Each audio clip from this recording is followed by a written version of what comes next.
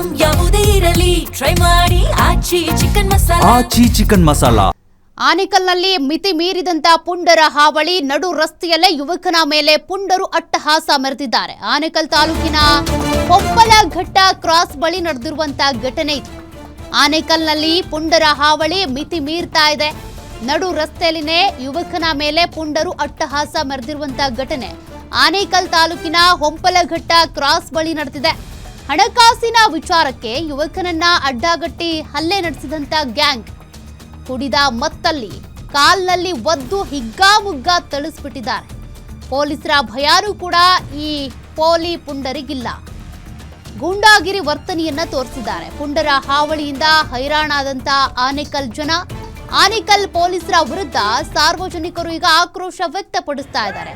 ಹಾಗಾದ್ರೆ ಪೊಲೀಸರು ಇಲ್ಲಿ ಅವ್ರನ್ನ ಕಂಟ್ರೋಲಿಗೆ ತರುವಂತ ಯತ್ನದಲ್ಲಿ ವಿಫಲರಾಗ್ತಿದ್ದಾರಾ? ಆ ಪ್ರಶ್ನೆ ಈಗ ಹುಟ್ಕೊಳ್ತಾ ಇದೆ. ಹೀಗಾಗಿ ಪೊಲೀಸರ ವಿರುದ್ಧ ಆಕ್ರೋಶ ವ್ಯಕ್ತವಾಗ್ತಾ ಇದೆ.